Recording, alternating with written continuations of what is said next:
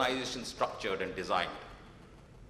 It is a well-known, we read in books that the strategy drives the structure. That is, the business strategy drives the structure.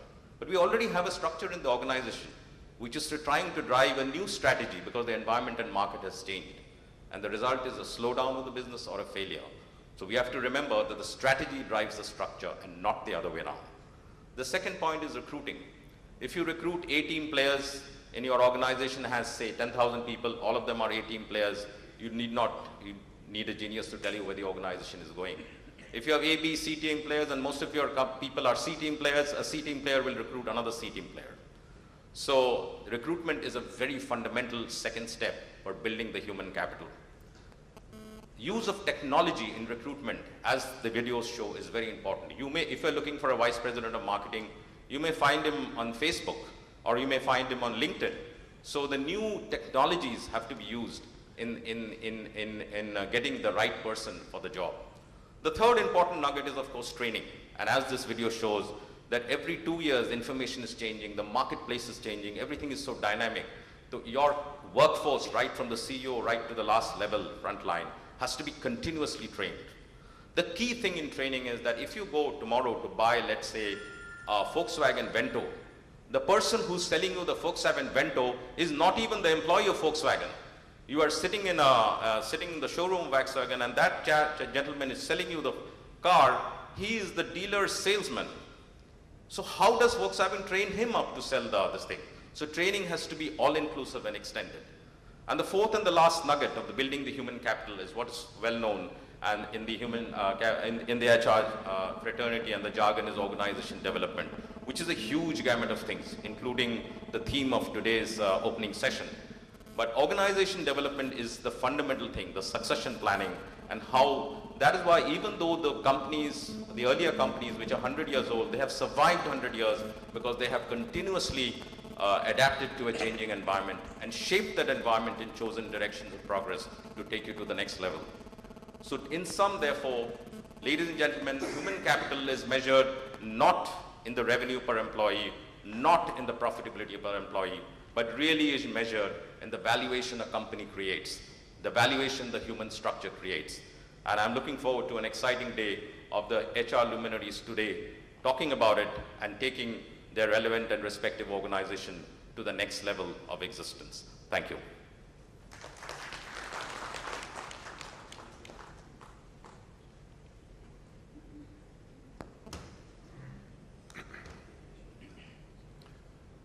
Mr. Shukanta De, Dr. Alok Bharadwaj, Mr. Rajiv Badoria, Mr. Vinod Bihari, and fellow professionals. It's also good to see some senior colleagues and familiar faces here. And DMA has been always very close to my heart, because when we moved to Delhi sometime in 1994, this was the first professional body that I had the opportunity to join and know some people in Delhi. So thank you for inviting me, DMA. And Alok, you remember 94, 95 days. Now, when we look at the top,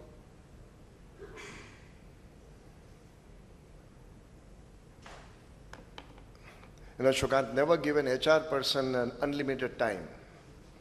I asked him how much time I have. He said, you take your time. You know, that is a tool profession. Lawyers and HR, never give them unlimited time. But I'll take 15, 20 minutes to share my thoughts. Now, when we look at this whole topic, when you say excellence in business performance, that takes us to a different world altogether of what HR can and should be doing. So I'd like to share my thoughts in two parts. The whole gamut of HR profession and changes, and very eloquently mentioned by Shukanta, as to how technology is really influencing business and life here. And also what I would like to do some crystal gazing and look at some of the things that are likely to happen in not very far off future, especially looking at young professionals. I think sometimes we get used to talking about past so much that we forget that there's a future also. And that is almost like driving on a highway looking in the rear view mirror all the time. So let us also look at future and talk about what is likely to happen, and are we as a professional prepared for it or not. If you look at the business cycle, the way it is moving, the whole business cycle itself has changed in the last 2 decades. What were certain strategic advantages have actually gone through a major shift. If you go back 20 years ago, capital was a very strong driving force to get what is called a competitive advantage, because it was in short supply. Technology was in very short supply, so organizations which had access to technology really had a very strong presence and dominance in the market. The logistics, reach of the product to much wider recipients and making low margin, high volume as a rule of the game gave a lot of company advantages, which was really a cutting edge for them at that point of time. But over the past 10, 15, 20 years, technology has changed a lot and economy has moved, economic balances have changed. Countries which were really dominant players are today going through a major challenge. The world has really shrunk in some way. How many of us had thought 20 years ago that what happens in Greece would affect something in Noida? But today it is happening. That what is happening anywhere in the world is affecting pockets unrelated somewhere in another part of the world. I read very interesting, there's a small village in Gujarat called Ujni, and I couldn't know where it is, so I Googled. It has about a population of 6,000 people. And they bought TV sets for community. Some real initiative was taken by youngsters to buy more TV sets and satellite dish, etc., to catch what is happening in Syria on a regular basis. Now I was wondering, why would a small village called Ujni in western Gujarat have anything so much seriously to do with Syria? The reason is that the world jeera, what is jeera in English? Yes ma'am, what is jeera? Cumin seeds. Why don't men know what is jeera and only to look at women? Thank you.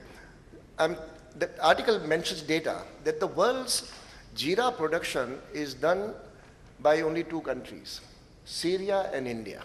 And in India, Ujni is the capital of jeera production.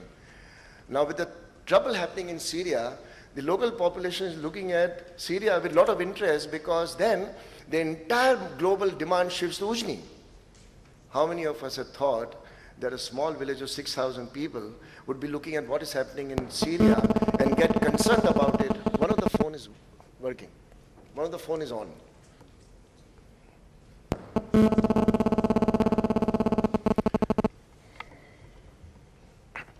Now, the point I'm making is that when global village shrinks, it affects all of us as professionals. And I think it's important to recognize the changing tapestry, because if we are going to lead with business, then we have to understand what is business influenced by.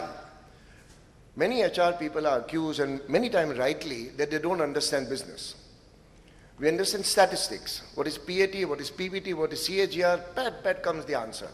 And we actually feel very proud about knowing the CAGR and a PAT and a PBT figure. But those are statistics, those are numbers. What is the business leader losing sleep over? How many of us can put our hand on our heart and say, I understand where the business pain is. I understand what the competition is doing. I understand what is likely to happen to my business. So when many of us talk about customers, we talk about internal customers. Line managers are my customers. How many of us actually have seen that this product, that the Canon product goes to market and somebody goes and buys it, and then as a CEO of Canon, Alok Bharadwaj is not interested in his HR people telling that my internal customer is the production manager. He wants to sell a product and he wants to know if HR can help or come in the way.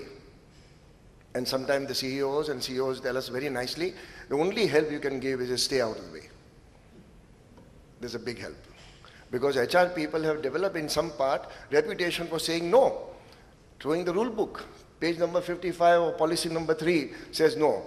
There are many HR people who have reputation that when people go and ask them something, what is your question? The answer is no. But now what is your question? Now I may say this light-heartedly, but it is a fact that HR people have not understood business. So, but again, you can't blame the HR community. Look at the need of the hour. Go back to the 60s. The need of the hour was welfare, or even 50s. If you look at all the laws that were framed, how many people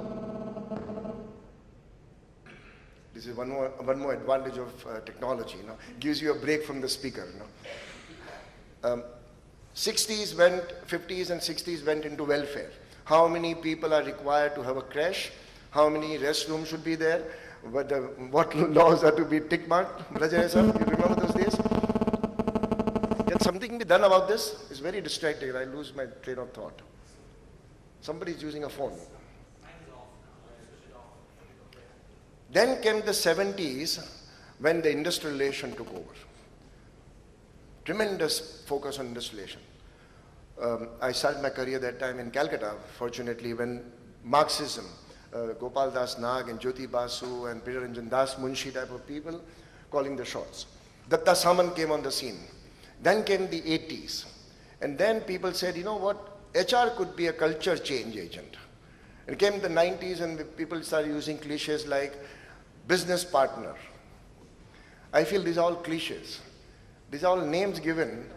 But one thing, if you notice what has remained, is that since the advantage of all the technology went away, the capital went away, is your phone working, sir?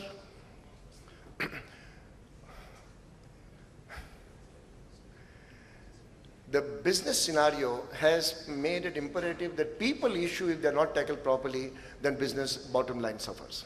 And if the business bottom line suffers, not because of lack of technology, capital or anything, investment or market, but it's how you manage people. And when you manage people, and I feel the time has come when you can influence business. And permit me to share examples, because that is the way I feel storytelling is the right way to convey what I'm trying to say. Way back in 94, 95, Alok and I were in a company called Motorola. We just started the company. And that time there was no telecom industry in India. So hiring people with telecom background was extremely difficult. We used to hire from peripheral industries like office automation. The standing joke in that time was that anybody who can make out a difference between a microwave oven and a refrigerator is worth considering. At least he knows what a microwave oven is. But jokes aside, when we started looking at what the business plan was, what it could be next 12 to 18 months, we're talking about 5 years. We realized that we would not have people to man business. And if we don't have people to man business, this is my timer, but I'll put it here. It's not that, but anyway. So we started in HR a program called LEAP. Remember that? Leadership Accelerated Process, a 5-module proactively done with Motorola University, where we put up a plan of very carefully selecting people, handpicked 12, 13 of them in the first batch, 13, 14 in the second batch, and gave them 5 modules: classroom, business project, classroom, regional project, classroom, outside business, overseas. What we were doing was reacting to the business needs of future at that point of time. And it worked. Because when the business started expanding, we didn't have to worry about where our leaders will come from. And most of those 13, 14 people made it big time, including gentlemen sitting there, to organization, much faster growth heading the department at that point of time. Again, an example that you can influence business, you can partner with business and influence business in a big way. I'll give you one more example in Shell. We used to, every year I was heading HR for Shell, and every year the whole team would go for 3 days of course, what we would call a business meeting, but it would be actually more fun and games to some resort. One such meeting late in the evening when we were talking as to how can we do something which will create a aha factor, a wow factor in the business, without them asking. And that discussion led to some further discussion. We realized that there are 857 petrol stations in mainland Malaysia and Borneo Island, including Brunei, where clients walked in to buy petrol in a Shell petrol station, where everything was Shell. The logo Shell, cap Shell, jacket, logo, everything is Shell. But none of those people were Shell employees. They were all third-party employees. And every 5th car was given a small piece of paper with 10 questions to give rating on level of service. 3.41 was the customer satisfaction score at that point of time. What we decided in HR that can we upgrade this whole gamut of people who are non-Shell employees. So we designed the program in a way that we would make them aware what customer wants and what really gives them the high. So we took them to competitors like Total, ExxonMobil, Petronas, and we started giving them that in training quietly for the fun of it. It was more like a moonlight project. But in the next board meeting after about 3-4 months, the marketing head got up and said something unusual is happening. The customer satisfaction score has gone up to 3.73. It had never crossed 3.6 in the last 2 years. And when we analyzed, it was the grassroots attendant in every petrol station that was making a difference. The point I'm making here is that many times we get bogged down to say, how can I help? I will hire people. When my boss says, my business line says, hire people, we'll say, how many? Then we'll have an SLA with them. 45 days lead time to hire. And if I hire in 44 days, I should expect a pat on my back. If they say, I hire 100, and if I give them 100 people, I should have a big smile. Have we sat down to say, why 100? Why do you need 100? Because my assessment of business is that you need only 87. Or my assessment of business is you need 113. How many HR people have questioned business decisions in this manner? Why 45 days? If certain things are required to be done in 30 days, and Rajiv, you'll bear with me, the type of pressure that you went through and hiring some critical positions.